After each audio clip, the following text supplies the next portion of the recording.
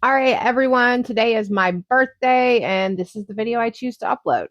Ever since COVID-19 occurred, these child abuse cases and child homicides have drastically increased. I want to talk about cases that have specific DFS involvement. So, in Illinois alone, the Department of Children and Family Services reported 171 child deaths with agency involvement in the fiscal year ending June 2022. That is marking a 20-year high, and those deaths included, but were not limited to, 7 cases involving child abuse, along with 38 accidents and 36 homicides. So this is AJ Freund. This is out of Illinois. It's a case from 2019. This child was found deceased in a shallow grave after years of abuse and neglect, despite multiple calls to authorities. This case ultimately ended in a DFS worker by the name of Carlos Acosta being charged in endangering the life of a child. He was sentenced to 6 months in jail, 30 months probation, 200 hours of community service, and a $1,000 fine. This is one of the more higher publicized cases of Gabriel Fernandez. This was from California, and it was in 2013. Gabriel Fernandez's passing was so horrific. So it was severe abuse and torture with a fractured skull, and he had burns on him.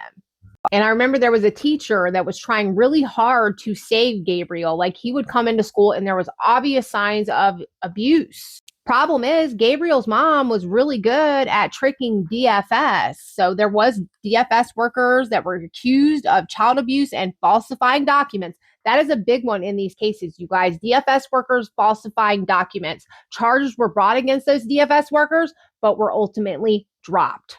This is Azella Ortiz, a case out of Massachusetts, happened in 2024. There was a very high DFS involvement in this case. So 3 action plans, and the family had met with DFS 36 times over 3 years. Not only that, Azella's older sister was born substance exposed. This child wound up passing from multiple blunt force injuries, and it was brought up that DFS was not recognizing the warning signs, but no charges was ever brought to my knowledge.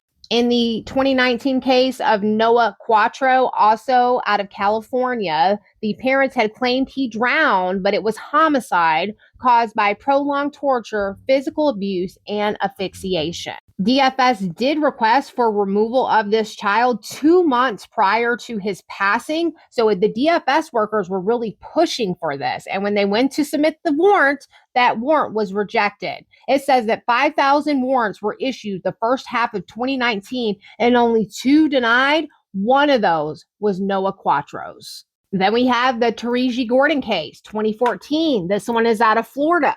This case right here is infuriating. Okay, so there was long-term DFS involvement into this case. The children had even been in foster care before. And you want to know why? Because Terigi had a twin, and that twin child had passed from co-sleeping with the mother.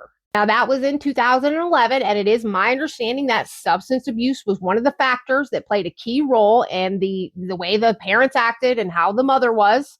And per reports, the case manager was accused of falsifying reports. In this case, Terigi Gordon ultimately passed from blunt force trauma. Isn't it terrifying that DFS is willing to falsify documents in order to get the outcome that they're hoping for? And I haven't even begun to talk about all these parents that have been falsely accused of doing wrongful things to their children. As always, thank you for watching. Please like, follow, reshare, and comment to keep this conversation going, because it's an important one, y'all. Like, save the kids.